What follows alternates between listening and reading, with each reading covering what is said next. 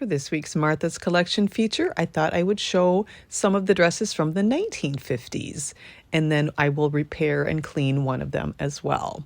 So 3 of these dresses are kind of very similar, like a special occasion dress.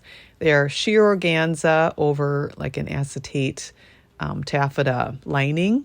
Have not fared well from time. You can see the underarms on that one.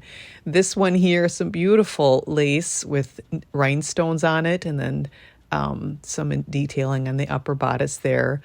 In addition to the underarms, there is some holes that were throughout the skirt on that one. I just don't know if I'm really going to be able to save these dresses, but I just still wanted to show how pretty. You just have to use your imagination of how pretty they were at one time. And perhaps I can reuse some of the fabrics for some other way. But this one here is made from a dotted Swiss, and it looks like, I can't tell if they were trying to enlarge it or make it smaller, but these side seams were completely open, and then actually some of it's missing.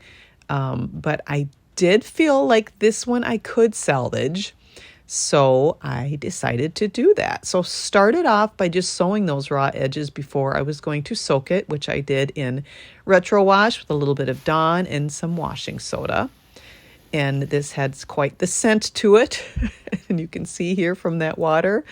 Oh my goodness. So then I did a whole nother round of that, and I did add some pink satin, but I didn't end up using it. I was thinking I might need it for repairs. And then I rinsed it until it was clean, and then let it air dry for a while, and then I finished drying it with the iron because I was impatient and I wanted to get it dry so I could get working on it.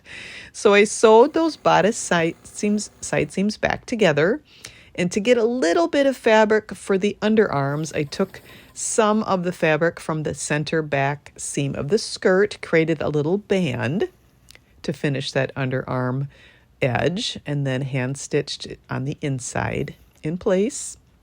So it really should have been, typically this is a fabric piece that's done on the bias, but I did not have that available, so I just had to make it work. But it did work out just fine to finish those off. So here it is. The color of the pink brightened up just enough to get that kind of dingy color, that dinginess out of it. And then I put a little crinoline underneath it, and the white lace perked up. And the side seams are back together again. You kind of see that little scallop detail on those cap sleeves. I just think these are such sweet little party dresses. And even with some remaining issues, I do hope that this gets worn at least once again, 70 years later.